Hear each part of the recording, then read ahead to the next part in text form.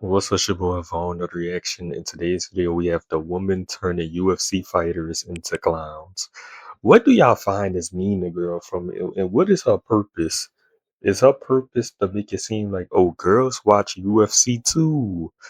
Y'all got female UFC fighters. Like the fuck? Like, what is her like? What's the purpose of her? Like, Hi, my name is Nina. I'm here with Tom. Are you participating in No Nut November? What the is this? What do you think is the worst thing to put in your dating bio profile? What am I even watching? And yeah, she why is this just content everywhere? I can't escape it. It's Black History Month. like she just cringe. Like, Do you have a message for your African brothers? Have you ever watched the rise of someone and ask yourself, where god damn, nigga, you a Chad. You mogging me. What mogging me? do they come from? Someone who didn't really exist before, and all of a sudden, they're everywhere. They get VIP access, privileged treatments, and exist in the limelight without having to earn anything. I mean, this ain't nothing new. In every Well, that's most women. I ain't gonna lie. industry, there A are woman could post like 2 pics on Instagram and get 50K followers in one night. Like, and get 20K likes on the post. people who get fast-tracked to higher or better positions without any explanation. I think the term is industry plants. But in the UFC, we call it Dana White privilege. Certain fighters get title shots after title shots while others beg for years. I will keep winning, even like 100-0, and then maybe they will think about a title shot. Certain fighters get the retirement ceremony while others are pushed out the back. I'm done. I'm hanging them up. I'm retiring. Thank God.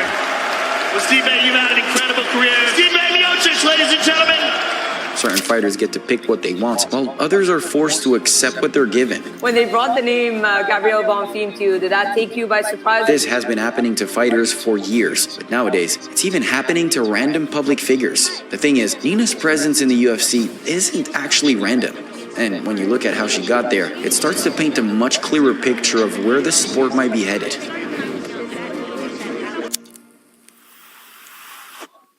Fighting business is one of my favorite new channels going right now. Thank you to the fighting business. Absolutely amazing. The UFC is, at its core, a fighting organization. The best fighter is representing the most effective martial arts in the world, stepping in to prove who's better. But you know what? The fighting part doesn't really matter. The UFC is not actually a fighting business, unfortunately. It's a storytelling business. When Nina Drama showed up around 2023, it was definitely something new. She brought an unserious personality to her content that we hadn't seen Yeah, how Dana find her ass? Like, before. Remember when we were talking about fighting is like having sex with a woman? Yes. Does that mean that Alex f***ed you? Oh, this that you fucking. That was supposed to be a step in the right direction, because, to be honest, on the marketing side, the UFC was slowly declining. We used to have seasonal press conferences, insane promos, and even face-to-face interviews that built fights up. But I'm telling you right now, this is my life, and I'm willing to die to beat you. Be prepared to do that. oh my god, chill, son. Y'all be forgetting about how good Daniel Cormier is, cause y'all just bring up this John Jones shit. John Jones beating this nigga ass. Chill, my nigga. Problem is, Nina Drama wasn't bringing that same type of promotion here. Nina Drama has been on social media for years. If I remember correctly, she was doing Vine back in the days with King Batch. Hey! For real? What the fuck? What's going on, everybody? I'm here in beautiful Venice Beach, California. We're asking all the really important questions. How do you feel about feet? Are you a feet guy? She randomly spawned in late 2022 doing content with the UFC specifically and hasn't turned back since. This was another proof that the UFC were starting to prioritize a younger, more casual audience, and they were associating with specific content creators specifically for that. Nelk was the perfect collaboration, a popular YouTube group with practically 99% of young men as their demographics. It fitted perfectly. Aiden Ross also was and still is one of the biggest streamers in the world, who also happens to have a demographic of exactly the type of audience the UFC is looking for. But what about Nina Drama? This is, Uh-oh. She's got her feet out, gang. Feet are out. Yeah, wait. I have nicer feet than you, by the way. Let me see. Come on, whip them out. Here we go.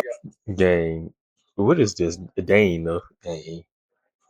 It's a cringe fest, my nigga. Like, Again, this is. Are you still looking at my feet? All of a sudden, she was interviewing some of the best fighters in the world. yeah, this a hard watch. I'm about to skip this shit.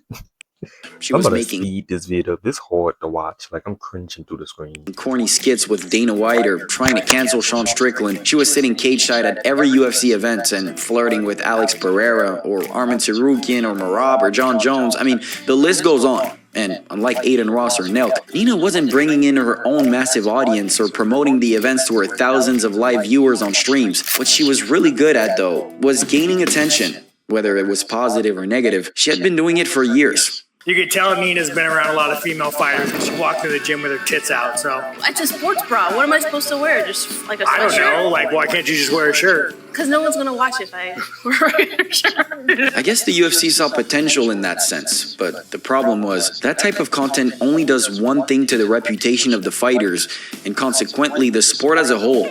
It completely ruins it. Sir, we're in this position like we would be scissoring. All you have to do is show a man your feet, and you will disarm any man. What really makes the UFC or Man, what's with this feet shit, gang? Like, mixed martial arts different to any other sport is the emotion that it makes us feel. There is a distance between the athlete and the rest of the world, and that distance creates mystery. Maybe even a little bit of fear. Do you want to squash this right now? You want to? No, because I have the most respect. Those fighting words. yeah, this is funny. The reach is probably not. I break that, homie. Now, the organization was built on that emotion. That's why it became so special. When you looked at the promotional style, everything was built around it. The tense face-offs, the stories, the trash talk. It was all built to scare you, or at least try to. But nowadays, the strategy has changed, and they might inadvertently shoot themselves in the foot. Instead of building around those emotions that made the sport so unique, they're now chasing those quick TikTok and Instagram trends, the kind that is built on quite literally the opposite of fear and mystery. When fighters are constantly pulled into those kind of skits, something changes, even if a little. Make them... Hey, kids, get back on me. Come on, let's show them what we can do. Being introduced to Alex Pereira when he made his UFC debut was like being described a living monster. The guy didn't speak English, and even in Portuguese, he barely said anything. He didn't laugh or even smile. He was respected because we didn't know too much about him. When he walked out to his fights, the lack of knowledge made him even more scary.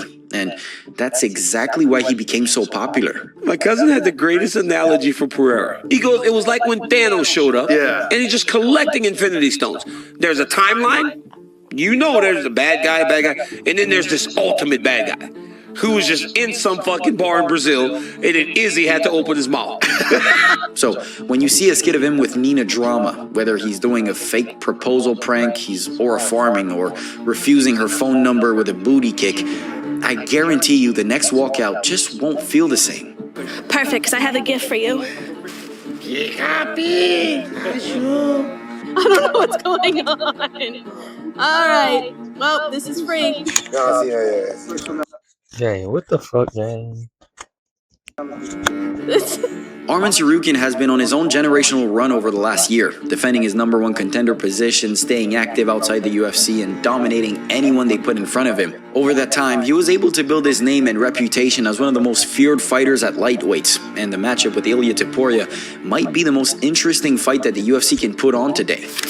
Just only guy who wanted to fight me. They hoeing Arman. They ain't giving that nigga that fight. Even though I think Ilya gonna beat him, but Everybody is run out, especially Ilya. If you're here, come on. We got a face on. There is just one contender, #1 is Arman Tsarukyan. But 20 Nina Drama skits later, and the aura just doesn't feel the same. Now, when you think about the Topuria versus Tsarukyan matchup, you're thinking, here's one guy who's going through a divorce and kept everything off the internet, stayed in the gym, stayed relatively away from the drama, and focused on nothing else but his next fight. While the other is on a boat doing Pilates with Nina Drama and Neon. The feeling just isn't the same. Here's gang, the nigga can't have fun. Your dick get hard when a nigga stay off social media and he posts workout vids all day and he's sweating. The thing, the UFC was never That built shit turn you on 5.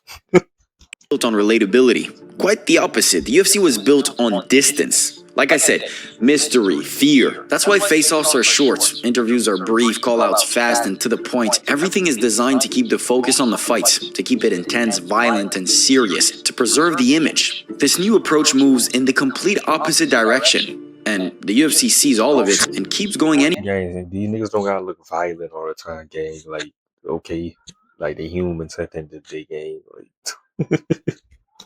Anyway, what makes this even worse is that the fighters who play along, who show up in skits and engage with this clown fest, they usually get more visibility, more opportunities. hey, why you gotta call it a clown? Your ass just don't have no fun. Like, you sound like a hater. I don't care.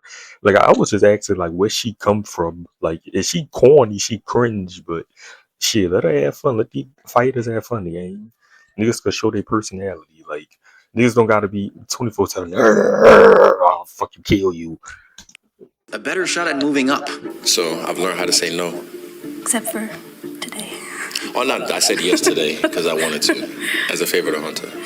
And when that's the system, it stops being a choice. If being a part of the content machine helps you stay relevant, you do it, then more great fighters get pushed into this garbage, and it gets even worse. Instead of leveling up, making better fights, developing better fighters, putting on more exciting events, and most importantly, keeping the marketing and promotion of this sport around those key emotions, the UFC decides, nah, just let Nina Drama ask our heavyweight champion of the world if he's participating in No Nut November, or what pizza topping would he be? Fuck all of you guys, first and foremost.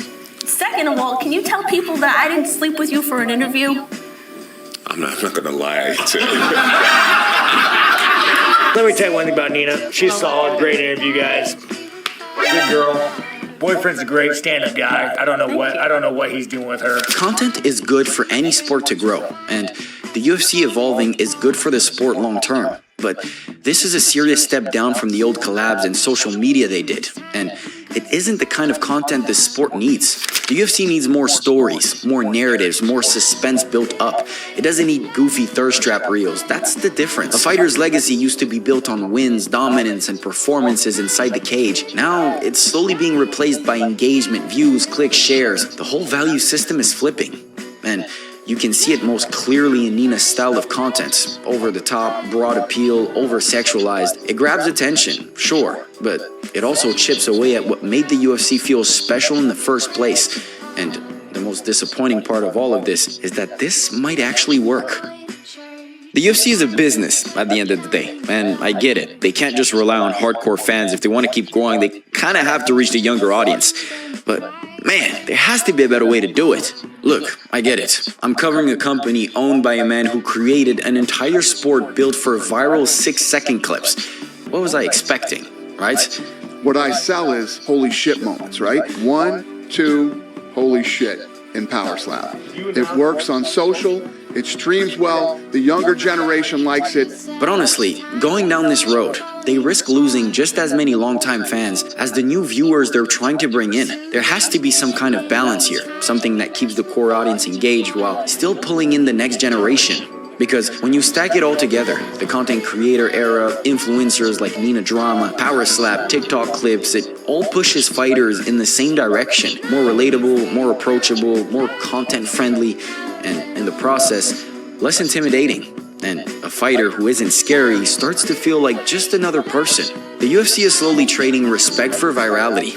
And once you make that trade, it's hard to reverse it. Because somewhere along the way, in the chase for views and a younger audience, the UFC seems to have forgotten what made people care about the sport in the first place. And once that care is gone, you can't rebuild it. You know, usually this kind of Nina Drama collaboration is good business for fighters. It keeps the UFC happy, keeps you visible, can open doors. But for Arman Tsarukyan, even playing that game still wasn't enough to get him a title shot. If you want the full story, check out this video right here. The number one contender the UFC keeps ignoring, yeah, Arman. They keep ignoring that nigga. They don't want that nigga to be. I don't think he's gonna beat Taporia, but yeah.